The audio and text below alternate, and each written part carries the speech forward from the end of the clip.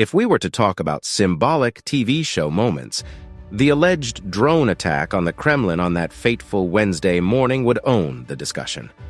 Foreign policy and defense experts say that the dramatic and colorful, unverified CCTV camera footage of an object striking in the exhausted dark just below a proud Russian flag is a highly controversial sight. True to this, more questions have been found about the drone attack than answers, with Russia being at the center of, receiving no sympathy for the seeming misfortune. In this video, you will see the whole truth about the Kremlin attack. Before starting, make sure to click the like and subscribe buttons to stay updated with the latest content. Following the incident, Russian media did not hesitate to declare that it was an attempt by Ukraine to assassinate Russian President Vladimir Putin. Yet the explosion caused no casualties and very little damage. This and much more have made experts conclude that the flagpole blast was a false alarm by Moscow's security services. Even though it has led to arguments, Russia's side of the story remains that 2 Ukrainian drones flew into the very heart of Moscow under the cover of darkness and reached the Kremlin before they were shot down at the last minute. After much analysis, this story still doesn't add up. Many ask, why did the Kremlin announcement come about 12 hours after the purported incident? Why didn't videos of the purported attacks appear until after the announcement? And most importantly, why haven't the images been verified? Well, many things remain unclear about the incidents, and the world is left to wonder if it was an inside job. While the official version of events, that is the Kremlin version, is that it was a Ukrainian drone attack targeted at President Vladimir Putin himself, the surrounding circumstances state the opposite.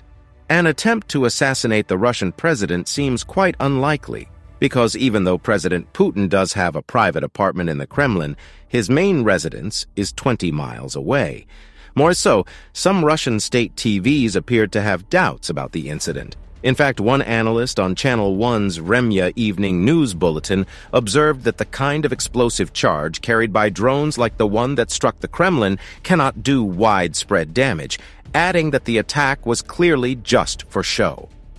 Without hesitation, Ukraine has strongly denied trying to assassinate President Putin. In fact, that very week of the attack, President Volodymyr Zelensky came to the public to announce that Ukraine did not attack Putin or Moscow. We fight on our territory. We're defending our villages and cities. We don't have enough weapons for this, he added. Now, analysis aside, thinking about it, suppose the attack was indeed an operation conceived and carried out by Ukraine, even if this was just for show. That would be a huge embarrassment for the Kremlin as the seat of Russian power. It would invariably mean that one of the most heavily guarded complexes in the world was penetrated by a couple of drones packed with explosives.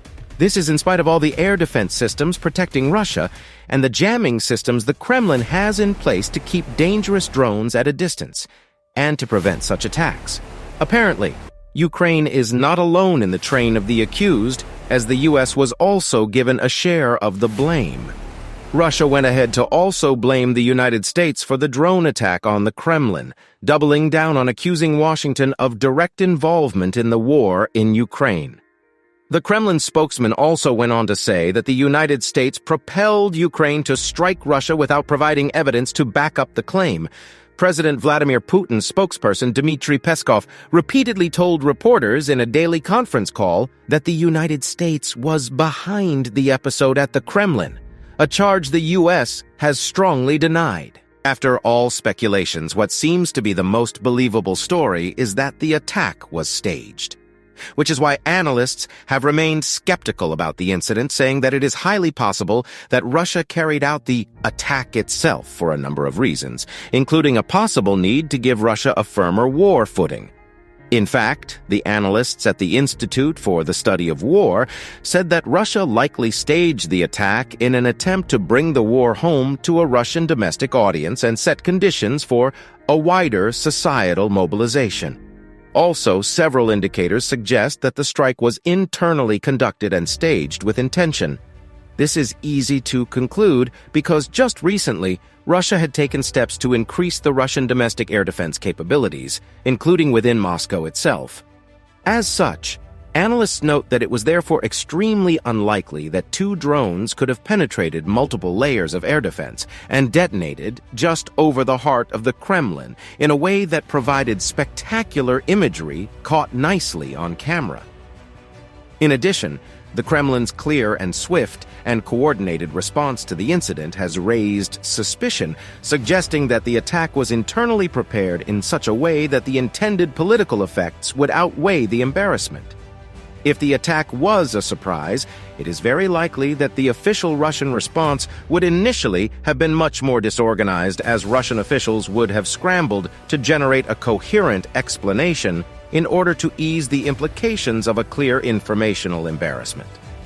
As the video footage began to circulate social media showing the drone attack, doubts about the authenticity of the attack quickly started to arise.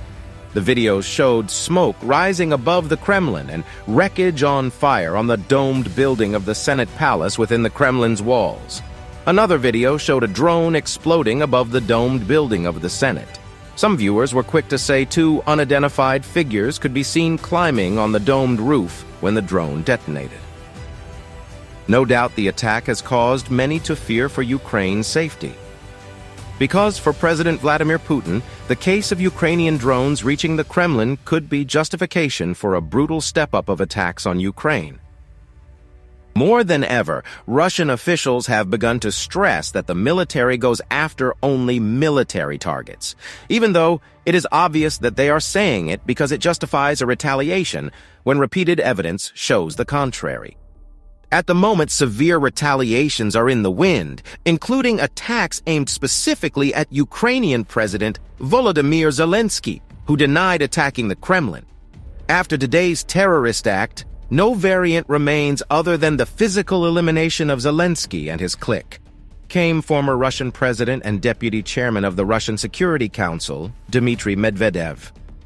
Everyone knows that if Putin would make a move against Ukraine concerning the attack, it would be deadly. But President Putin is not the only one who is capable of making drastic decisions. At least two high-profile Russian officials have called on the Kremlin to use nuclear weapons against Ukraine in retaliation for the alleged drone strike on Vladimir Putin. There can be no negotiations. We will be demanding the use of weapons that can stop and destroy the terrorist regime in Kyiv, Volodin wrote on Telegram, hinting at the use of tactical nuclear weapons by Russia. Those calls were later echoed by Russia's former space chief Dmitry Rogozin, who published a video update from the front lines in Ukraine's southeastern region, where he is currently working as a military advisor. He mentioned that an imminent deadly air fight is anticipated, adding that Russian forces were actively preparing for the Ukrainian counteroffensive. However, notes of warning have been sounded to Russia by the leader of the Wagner mercenary group, Prigozhin.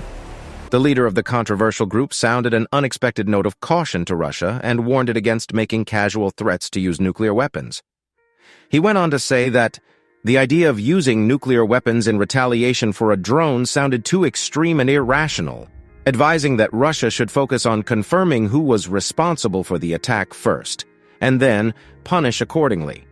He also hinted that Russia's military capabilities should be improved on to allow it to retaliate appropriately, because making such disproportionate threats made Russia's officials look like clowns.